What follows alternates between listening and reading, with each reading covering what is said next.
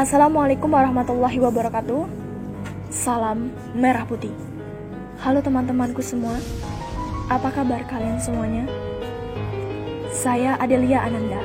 Di sini saya akan menceritakan kronologi peristiwa bersejarah yang pernah mengguncang Indonesia pada tahun 1965. Atau lebih tepatnya lagi, Indonesia baru merasakan 20 tahun merdeka, yaitu Gerakan 30 September Partai Komunis Indonesia, atau yang sering kita dengar 30S PKI.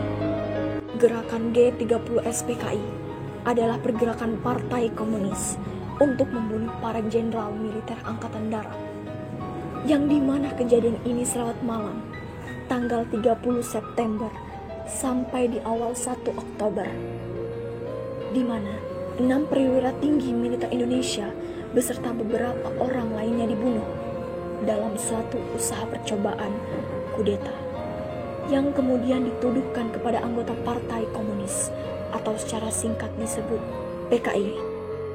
Gerakan G30S PKI ini bertujuan untuk menggulingkan Soekarno dan mengubah Indonesia menjadi komunis.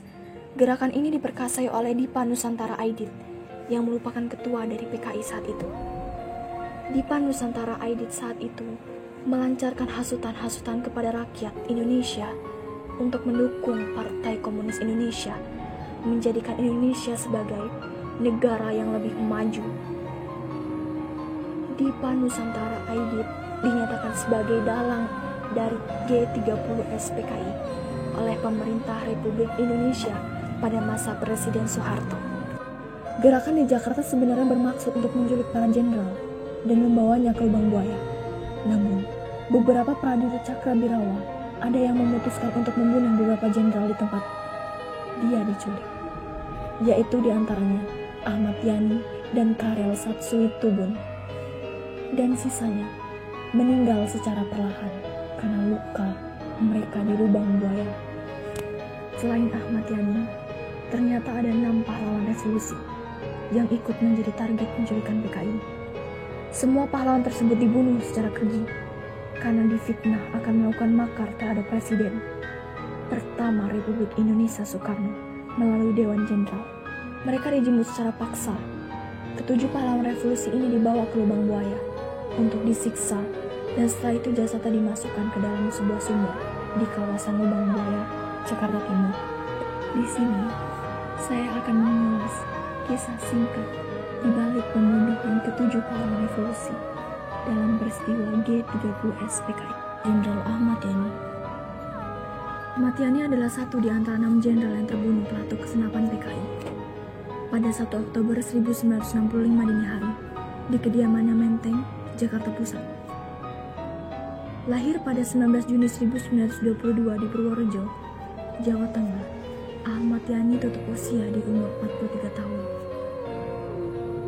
Salah satu pemandu Museum Jenderal Ahmad Yani, Sersan Mayor Wawan Sutrisno, mengungkapkan pasukan yang datang menyergap masuk melalui pintu belakang dan membunuh sang jenderal saat itu juga. Sementara yang lain ada yang bertugas menyergap pasukan penjaga rumah Ahmad Yani. Ada juga yang bertugas mengepung rumah itu. Maijen R. Suprapto. Pada 30 September 1965, Suprapto baru saja melakukan pencabutan gigi, sehingga pada malam harinya merasa tidak nyaman dan tidak bisa tertidur. Di saat itu, Suprapto menyelesaikan lukisan yang niatnya akan diserahkan kepada Museum Perjuangan di Yogyakarta. Sekitar pukul 4.30 pagi, di keesokan harinya, rombongan penculik menghampiri rumahnya. Suprapto pun bertanya siapa yang ada di luar. Rombongan di luar menjawab, Cakrabirawa. Mengetahui hal itu, tanpa rasa curiga apapun, Suprapto yang masih dalam keadaan mengenakan piyama dan sarung keluar menemui mereka. Pasukan itu mengatakan Suprapto dimintai menemui Soekarno saat itu juga. Sebagai prajurit yang patuh pada pemimpin tertingginya, Suprapto mengiyakan, namun ia meminta izin untuk terlebih dahulu berganti pakaian. Permintaannya tidak diizinkan, dan justru langsung mendorong Suprapto dengan senjata dan sebagian memegang tangannya, sembari membawanya keluar untuk dinaikkan ke atas truk yang sudah menunggu. Rupanya Jenderal asal Purwokerto, Jawa Tengah ini dibawa ke lubang buaya. Di sana ia dianiaya dalam keadaan tubuh terikat. Maijen MT Haryono. Mayat MT Haryono ditemukan di sumur lubang buaya. Nomor 2 dari bawah, di atas jenazah DI Panjaitan. Sebelumnya MT Haryono yang dikenal sebagai penyayang anak ini diberondong peluru di kediamannya saat mencoba melawan rombongan yang datang dan menculiknya. Sayangnya, jumlah lawan terlalu besar. Banyak peluru yang akhirnya bersarang di tubuh Haryono. Ia pun ambruk dan diseret naik ke atas truk rombongan penculik. Diduga, ketika itu Haryono sudah dalam kondisi tidak bernyawa. Maijen S. Parman. Parman disergap pada 1 Oktober 1965. Sekitar pukul 4 waktu Indonesia Barat. Ini tidak menyadari kedatangan rombongan penculik karena menggunakan seragam Cakrabirawa. Rombongan itu mengatakan suasana di luar genting. Bahkan mereka ikut masuk ke kamar tidur saat Parman berganti pakaian. Laki-laki bernama lengkap Siswondo Parman ini pun dibawa pergi.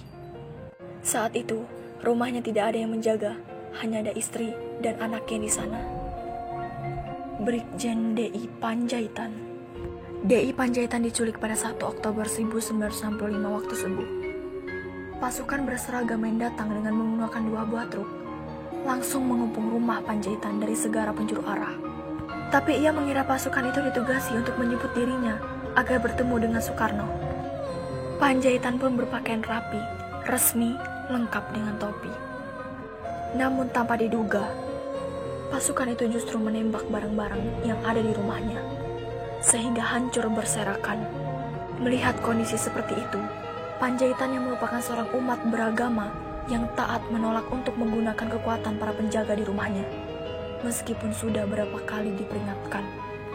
Ia percaya hanya Tuhan yang akan melindungi dirinya. Akhirnya, ia turun dari kamar di lantai 2 dan menemui rombongan itu. Jenderal asal Tapanuli itu sempat melawan, sehingga ia ditembak di halaman rumahnya. Seketika itu juga, dan langsung dibawa pergi. Brigjen Sutoyo Siswodiharjo. Penculikan Sutoyo terjadi pada 1 Oktober 1965 pagi. Rombongan datang ke rumah Sutoyo dan mengamankan lokasi di sekitar jalan rumahnya. Orang dilarang melintas, dan Hasip yang berjaga dibuat tidak berdaya. Pasukan yang masuk ke dalam rumah pun memaksa pembantu yang ada di sana untuk memberikan kunci agar bisa menemukan sasaran operasi, yaitu Sutoyo. Sutoyo dipanggil dan disebut diminta untuk menemui Soekarno di Istana Kepresidenan. Setelah memenuhi panggilan itu, Sutoyo pun diajak untuk naik ke truk, kendaraan yang digunakan rombongan penculik. Saat di atas truk itu, Sutoyo diikat tangannya dan ditutup matanya. Lalu ia diturunkan di sebuah rumah dekat lubang buaya. Pagi hari sekitar pukul 7 waktu Indonesia Barat, suara tembakan beberapa kali terdengar. Dan jenazah dari Sutoyo pun dimasukkan ke sumur dengan ditutup menggunakan sampah dan daun-daun. Letu Pierre Andreas Tendian. Sesungguhnya, laki-laki keturunan Prancis ini bukan sasaran para penculik. Namun, Tendian saat 1 Oktober 1965 pagi tengah berada di rumah Jenderal A.H. Nasution, atasannya yang merupakan target sesungguhnya. Saat rombongan itu datang dan bertanya pada Tendian, apakah dia adalah A.H. Nasution? Tanpa ragu, Tendian menjawab, "Ya, sayalah, Jenderal Nasution." Meski ia tahu apa resikonya, tindakan itu ia lakukan agar sang jenderal bisa selamat. Banyak korban yang mati dari kekejaman PKI, dari para ulama hingga jenderal berkedudukan tinggi. Sekitar ribuan hingga ratusan juta orang mati akan kekejaman PKI, dan menjadi salah satu peristiwa pembunuhan yang sadis di Indonesia pada masanya. Kita generasi penerus bangsa tidak boleh melupakan, meremehkan, serta menghilangkan jasa-jasa para pahlawan yang telah gugur di medan perang kemerdekaan negara Indonesia. Semoga dari cerita yang saya bawakan dapat memberi manfaat bagi kita semua. Sampai jumpa kembali teman-temanku. Terima kasih. Assalamualaikum warahmatullahi wabarakatuh. Salam Merah Putih.